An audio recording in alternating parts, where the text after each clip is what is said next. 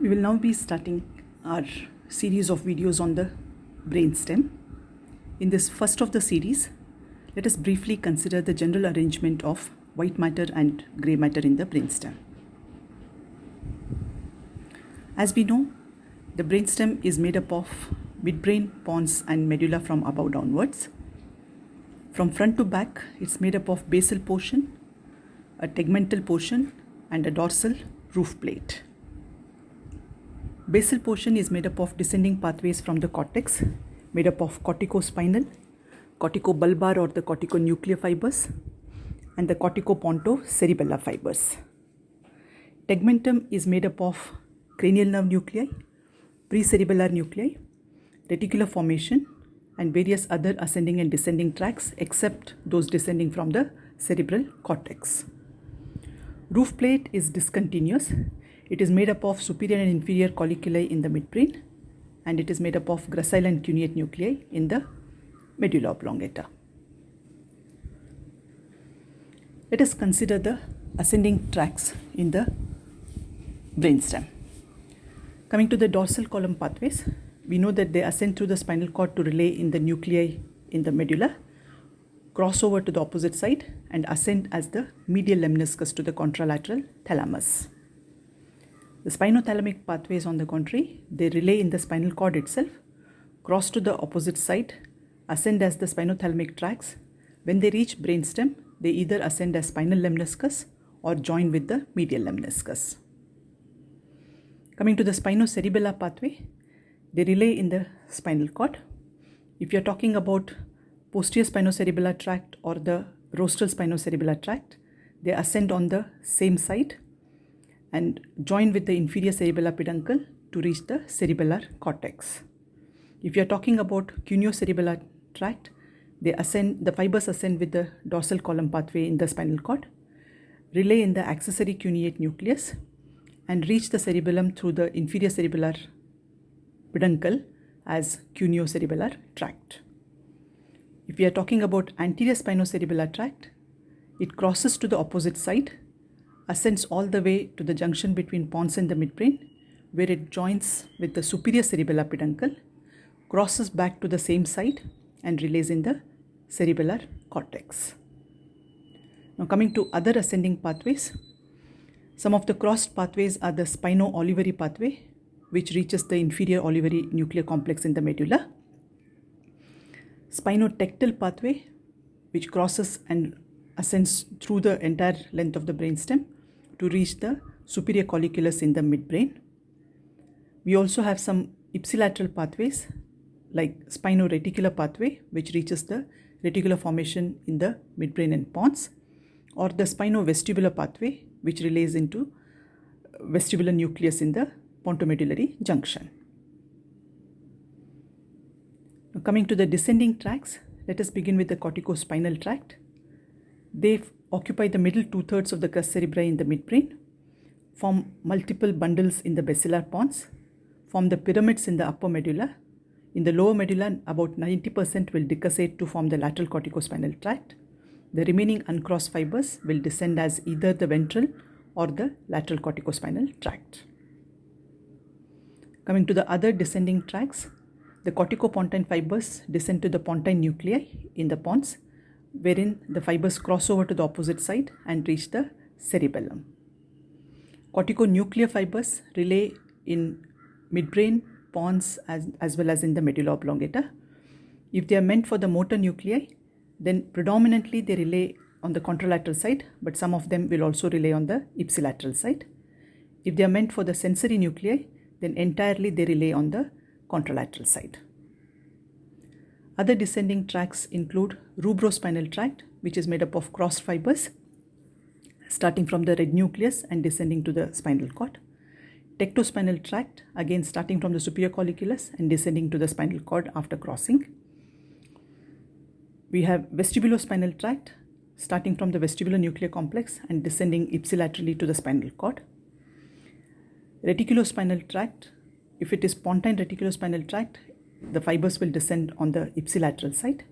If it is medullary reticulospinal tract, then fibers will descend bilaterally.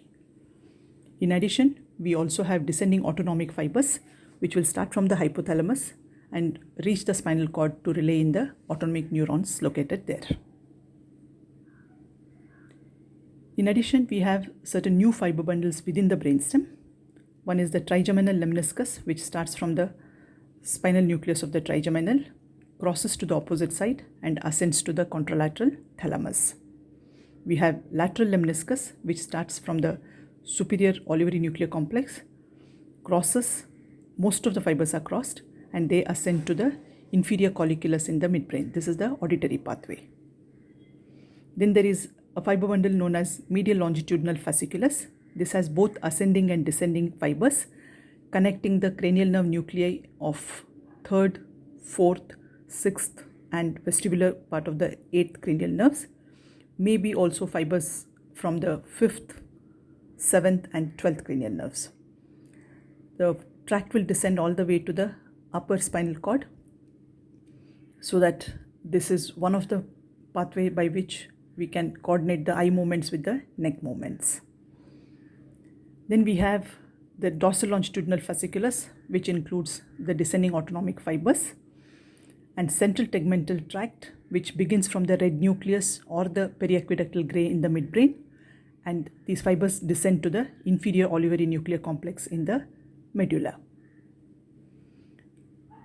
Plus we have the 3 major fiber bundles which connect the 3 parts of the brainstem with the cerebellum, that is superior cerebellar peduncle, middle cerebellar peduncle and inferior cerebellar peduncle, connecting the midbrain, pons and medulla with the cerebellum. Now coming to the cranial nerve attachments, we have the 3rd cranial nerve attached to the ventral aspect and 4th cranial nerve attached to the dorsal aspect of the midbrain. 5th nerve is attached to the ventral aspect of the pons. 6th, 7th and 8th nerves are attached to the ventral aspect of the pontomedullary junction. 9th, 10th, 11th, 12th are attached to the ventral or ventrolateral aspect of the medulla oblongata. So depending upon this, we also have the cranial nerve nuclei located. The 3rd cranial nerve nuclei, that is oculomotor nucleus and the Edinger-Westphal nucleus, are located in the upper part of the midbrain at the level of superior colliculus. The trochlear nucleus is located in the lower part of the midbrain at the level of inferior colliculus. 5th nerve nuclei, especially the sensory nuclei of the 5th nerve, will extend the entire length of the brainstem. They include the mesencephalic nucleus in the midbrain, principal sensory in the upper pons, spinal nucleus of the trigeminal, which descends from the lower pons all the way to the medulla to the spinal cord, and also it has a trigeminal motor nucleus. 6th nerve nucleus is the abducens nucleus located in the pons. 7th nerve has a facial nucleus located in the lower pons, along with certain smaller nuclei, that is superior salivatory and lacrimatory nuclei. 8th nerve nucleus, that is vestibular as well as the cochlear nuclei, are located at the pontomedullary junction. The last 4 cranial nerve nuclei are located in the medulla oblongata. They include the nucleus ambiguus, nucleus of tractus solitarius, dorsal nucleus of the vagus. These will send its fibers or receive fibers from 9th, 10th and 11th cranial nerves, and the hypoglossal nucleus will be sending the fibers into 12th cranial nerve. The precerebellar nuclei in the brainstem include red nucleus at the level of midbrain, pontine nuclei at the level of pons, vestibular nuclei at the level of pontomedullary junction, inferior olivary nuclear complex in the medulla oblongata. The precerebellar reticular nuclei extends the entire length. In addition, there are tiny nuclei in the medulla oblongata that are, those are the small nuclei around the hypoglossal nuclei called as perihypoglossal nuclei, as well as accessory cuneate nucleus.